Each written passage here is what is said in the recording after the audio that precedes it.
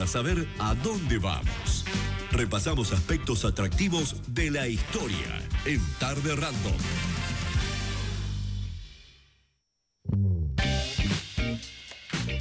Bueno, mañana es otro feriado, Nati. Así es. Sí.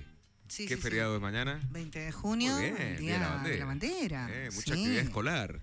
Hoy se están dando Hoy, todas. sí, la jura de la bandera, que fue en algunas escuelas el martes, en otras Sí, ayer, en otras hoy. fue durante la semana, se hicieron diferentes actos vinculados a la bandera. Para no ser menos, vamos a hablar de la bandera, vamos a hablar de Belgrano, ¿te parece? Me parece perfecto. Con la Pau Figueroa, que ya está con nosotros. Hola, Pau. Hola, ¿cómo estás? Pau. ¿Cómo están? Buen día a todos los que nos escuchan. Querida profe, ¿todo bien?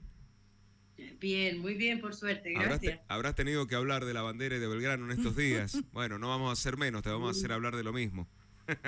No, y me parece muy bien que hablemos de estas cosas. En las escuelas tiene como un marco institucional, pero en los medios uno puede sumar un poco más, ¿no? Porque digo, está acotado, es un público distinto el escolar de 13, 14 y 15 años.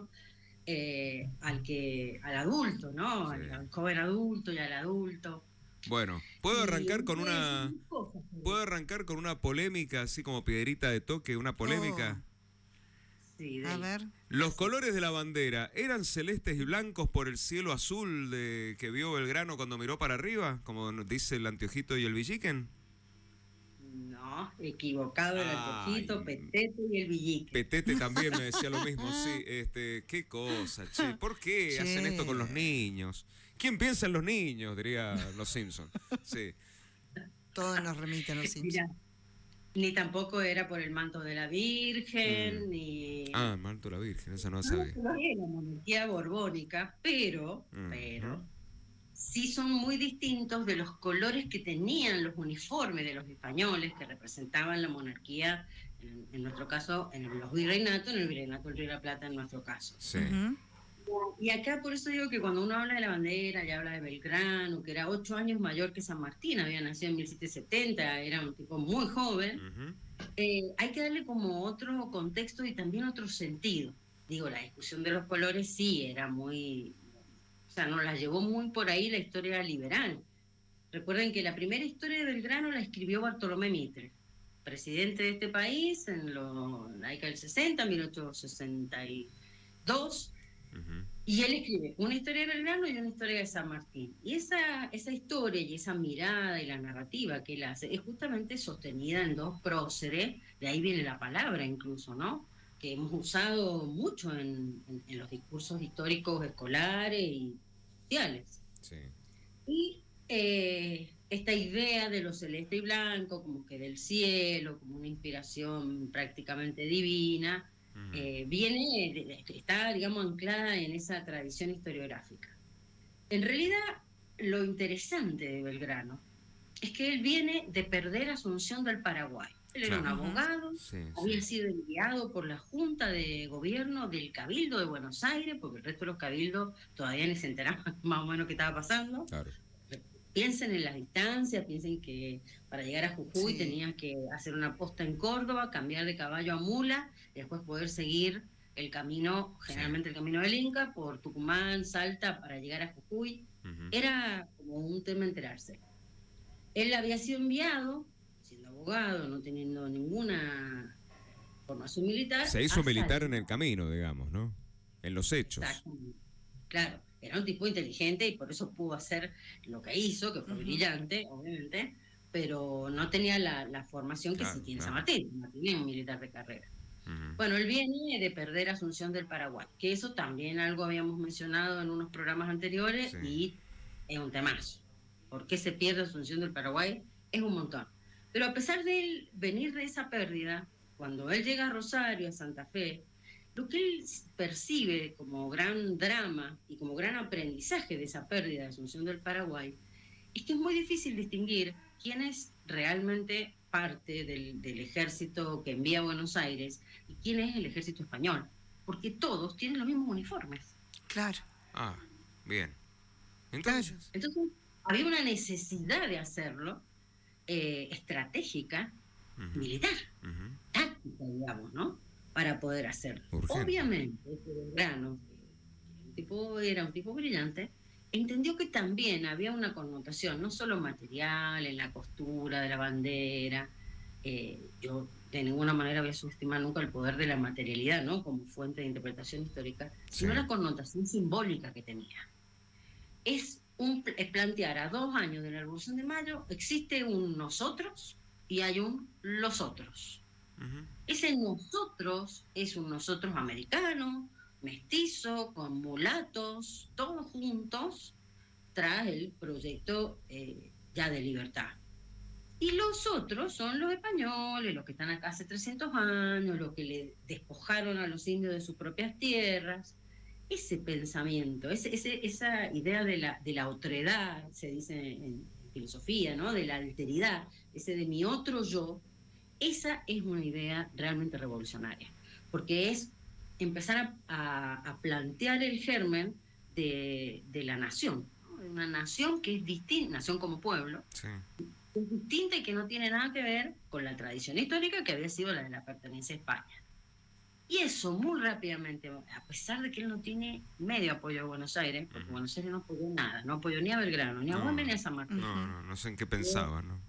No, Buenos Aires sabemos todos que es muy particular. Yo tenía incluso charlas con colegas de la historiografía rioplatense, que la verdad que no tiene nada que ver con la historiografía que se construye en las provincias, y un poco plantearles esto, decirles a ustedes, como historiadores, tienen que poder armar una narrativa que explique por qué Buenos Aires no fue parte de los procesos reales de construcción de la independencia. ¿Y qué te dicen? Claro. Dice que esa narrativa en realidad es una narrativa que está, que existe, pero que bueno, que es difícil de sostener, que depende del momento, del tramo en que duró la guerra, la revolución y la guerra, digamos, el día 19, depende de quién lo vea, porque en realidad, bueno, Posadas apoyó un poco, Pueyrredón sí bancó a San Martín, le mandó 3.000 mulas, qué sé yo. Y bueno, yo como científica, digamos, del interior, yo los miro y le digo, pero primero, eso no es una narrativa histórica.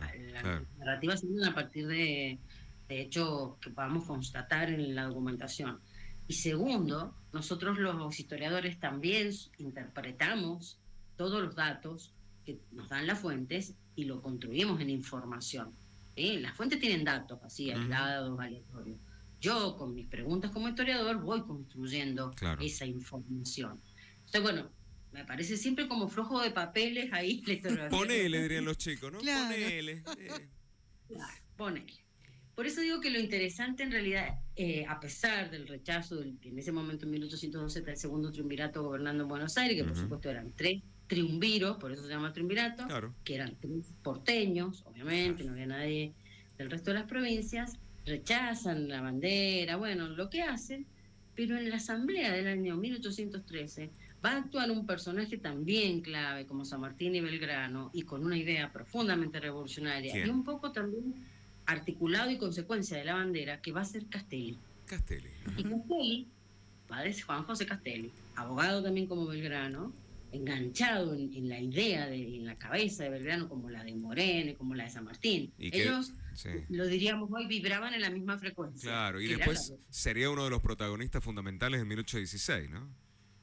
Obviamente, claro, por eso es interesante lo que ellos, no en la individualidad, pero sí en los espacios de decisión política que estaban cada uno, fue clave y le fue como dando una coherencia interna a lo que era el proyecto de estos señores que se juntaban secretamente en una jabonería de Buenos Aires, ¿no? El proyecto yo siempre se los dije el día cero, digo, la Revolución de Mayo nace armada porque es un proyecto y nace armada con las armas tenidas por los patricios de Saavedra. Entonces, yo creo que, bueno, eso lo han planteado algunos historiadores también, esa es la verdadera grieta.